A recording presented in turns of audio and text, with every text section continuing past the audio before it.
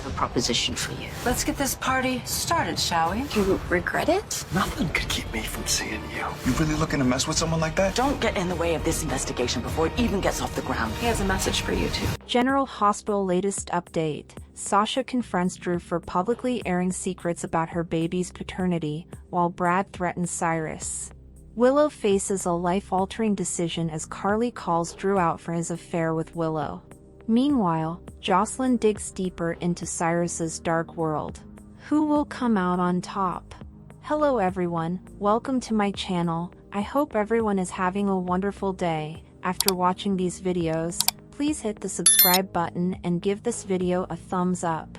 General Hospital. Sasha blasts Drew, Brad threatens Cyrus, Willow's choice. General Hospital spoilers for Wednesday, February 5th, reveal that Sasha Gilmore Corbin, Sophia Matson, will blast Drew Quartermaine, Cameron Matheson, over the public shaming he just did, while Brad Cooper, Perry Shin, threatens Cyrus Renaud, Jeff Kober, and Willow Corinthos. Caitlin McMullen makes a choice. First, Alexis Davis, Nancy Lee Grahn, Christina Corinthos Davis, Kate Monsey, and Molly Lansing Davis, Kristen Magneos, will have a strategy session, so we'll see if that involves justice for Sam McCall, Kelly Monaco, the Avery Corinthos, Ava and Grace Scarilla, custody case, or both. Rick Lansing, Rick Hurst, will eventually pop up and hope he's not interrupting anything, but it'll be obvious that he is. At some point on Wednesday's show, Christina will blurt out that something is a huge mistake, so a disagreement's going to break out sooner or later. As for Jocelyn Jacks, Eden McCoy, she'll plaster on a smile and suggest she's found just the person she's looking for. Anna Devane, Finola Hughes, warned Jocelyn to stay away from Turning Woods, but a return visit for more digging seems to be in Joss' future. Of course, Jack Brennan, Chris McKenna, is also counting on Jocelyn to find Cyrus's hideout, so we'll see how long it takes her to make that discovery. In the meantime, Nina Reeves, Cynthia Watrose, will assure Willow that she's exactly where she needs to be. Although Nina will think Willow should trust her instincts and stay at the gatehouse with the kids, Willow's perspective may change soon enough. At the Metro Court, Drew and Carly Spencer, Laura Wright, will continue their very public confrontation. Carly confronted Drew after finding his tie in the home Willow used to share with Michael Corinthos, Chad Duell, and wasn't happy about it. However, Drew heard about Cody Bell's, Josh Kelly, belief that Jason Morgan, Steve Burton, is father of Sasha's baby, so he just threw that news in Carly's face. Sasha will understandably be furious over Drew loudly telling everyone that Jason knocked her up, so she'll march over to shut him down. This is Sasha's life that Drew's talking about, so she'll blast him for refusing to mind his own business. As for the baby daddy situation, that'll put Sasha in a tight spot. Denying Jason is the father could raise more questions, so Sasha may just act like she doesn't owe Drew, Carly, or anyone else an explanation. Sasha definitely wants to keep Michael Corinthos, Chad Duell, name from becoming part of all this chaos, so she'll do her part to prevent that from happening.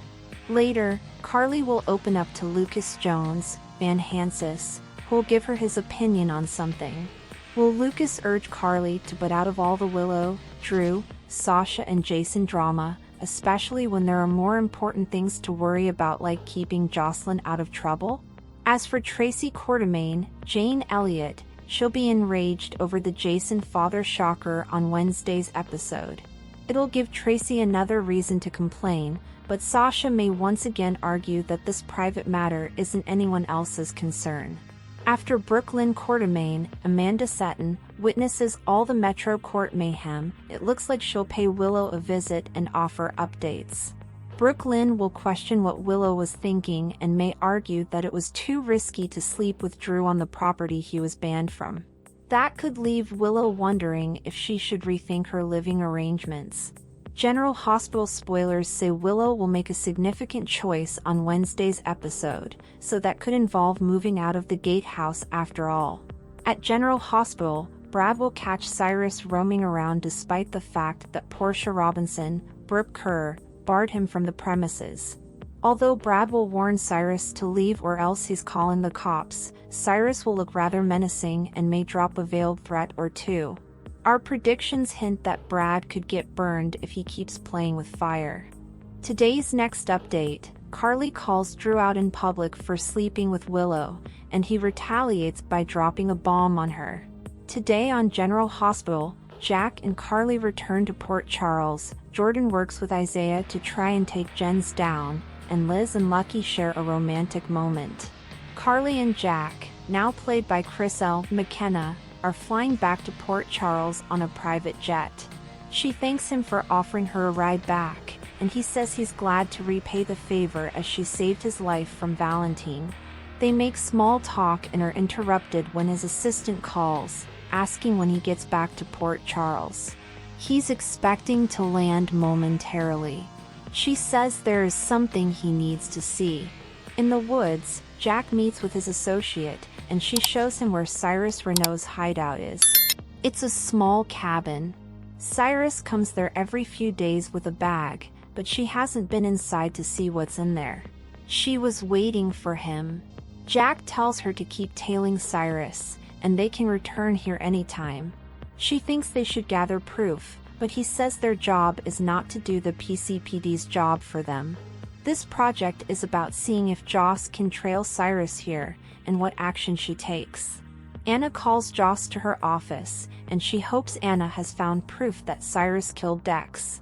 Anna says this is about Dex, but not Cyrus. She tells her about the two murders, Dex's and Sam, and only Joss was listed as a family member in his paperwork.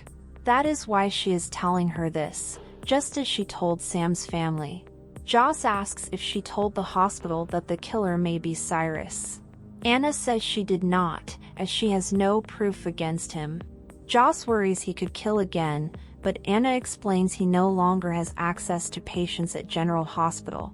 Joss asks what about the patients at Turning Woods. Anna asks what she knows about his access at Turning Woods. Joss explains she's volunteering there, and she could find out what patients may have died that he had interactions with. Anna says that would be interfering in an ongoing investigation, and she's not to go back there. Joss yells she doesn't work for her, so she can do whatever it takes to get justice for Dex. Anna says the more she gets involved, the more likely Cyrus will get away with it. Anna reiterates they have no proof against Cyrus, and now he knows he's being watched. Anna begs her not to get involved and to let the PCPD take it from here. Joss snaps, "Got it," and storms out. At the Quartermain gatehouse, Drew buttons his shirt and jokes his Navy SEAL training came in handy in jumping the fence to get in, but nothing would keep him from seeing Willow. He feels they shouldn't have to jump through these hoops to spend time together. Willow agrees, and says Brooklyn and Chase have been nice to her, but others are biting their tongues around her and dropping in unannounced. He thinks they are trying to catch her in the act. She doesn't want to step on toes and make things worse. She wants to make things work. This is the kids' home, they adore Monica, and this is something she can do for Michael. Willow says oddly the toughest person to deal with is Sasha, and it feels like she's constantly judging her. It's hard to believe they were friends. Drew says he probably should go, and they share a kiss before he sneaks out the back. However, he leaves his tie behind in between the couch cushions. Carly shows up later with gifts for the kids. Willow had no idea she was back. Carly says Jason is in Germany with Michael, and she came back to check on things. Carly says Michael wants the kids to know he loves them, and he wanted her to tell Willow thank you. Willow invites her to stay for tea and goes to make some. Carly sits down and finds Drew's tie and can't believe it. When Willow returns, she finds Carly is gone. She calls the clinic in Germany and asks them to relay a message to Michael. She says his kids love him, miss him, and can't wait for him to come home. Cody drops by Selena's office to make a payment on the money he still owes her. Before he leaves, she offers him a proposition. She says she has met someone who wants a high-stakes poker game, and she wants him to play in the game with house money. She also says she'll cancel his debt. Cody says he needs to think about the offer. She tells him not to take too long. Cody takes off. Later, Drew arrives at Selena's office for an official meeting. She asks what this is about. Drew explains he knows she was previously associated with Curtis, and he'd like to know more about her relationship with him and how it involved the Savoy. Selena says she could provide him with information for something in return. Suddenly, Cody bursts in, tells Selena he can't take her offer, and is officially out of the gambling business. He's surprised to see Drew talking business with Selena, and says this confirms exactly who he thought he was. Selena tells him to leave, and Cody wonders if Drew lost a bet to Ms. Wu. Drew says he's meeting with Ms. Wu because she is a constituent, but Cody doubts that.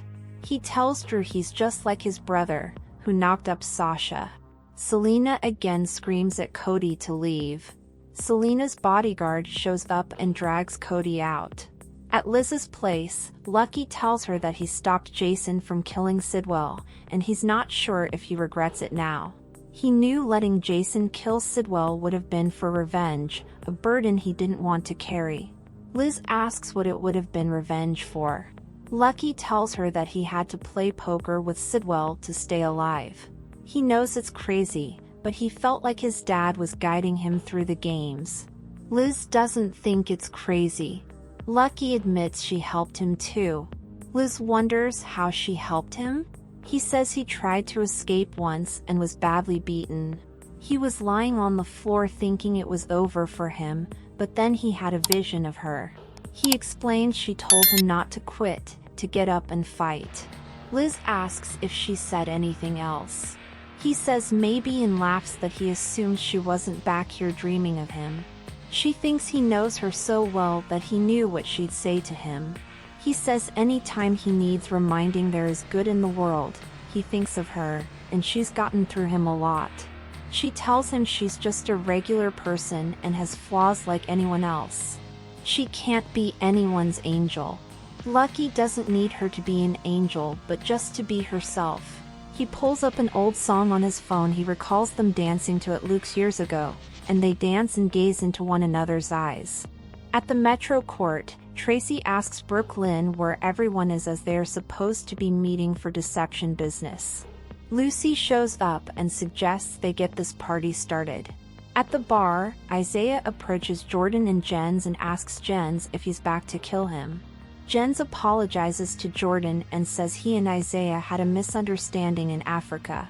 Isaiah says there was no misunderstanding. He had his men try to kill him twice, and held Lucky prisoner for weeks.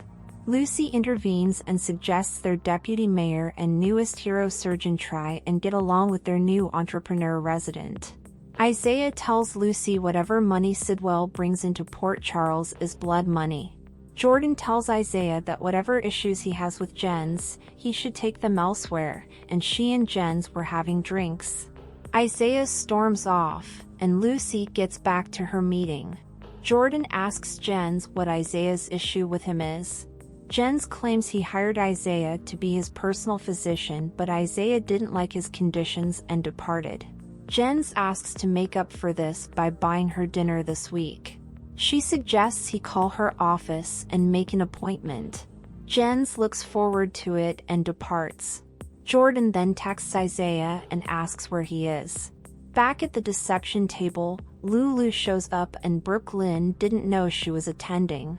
Tracy says she is Brooke Lynn's assistant and scolds Lulu for not being on time.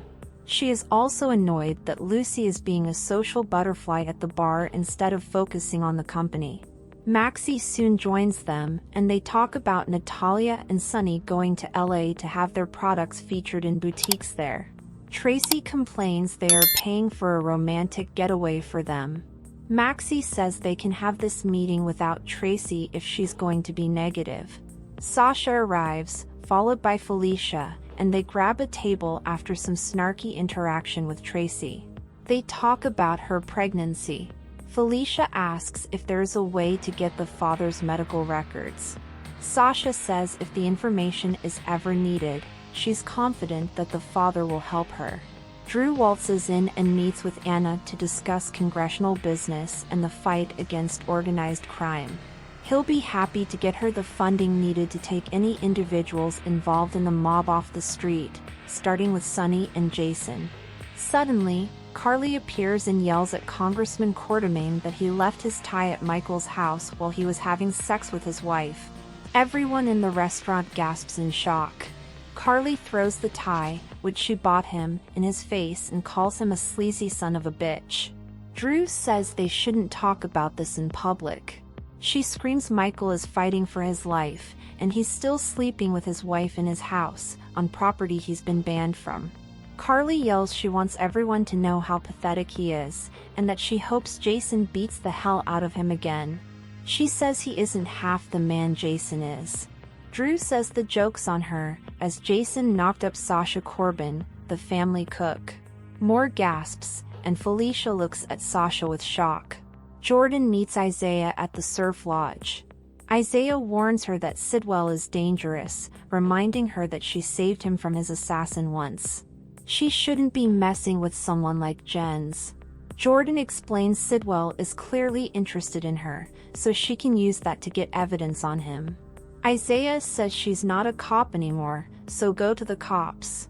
Jordan reiterates that Jens is interested in her, so why not take advantage of that? Isaiah thinks she likes the rush of going undercover, and she likes it better than pushing papers. She feels she's in the best position to take Jens down, but will need his help. She needs him to stay away from her. They can't let Sidwell see them together and that they have a connection. He's glad to hear she thinks they have a connection. He offers his help, but insists he will go undercover with her. Thanks for watching this videos. Please hit the subscribe button for more updated news.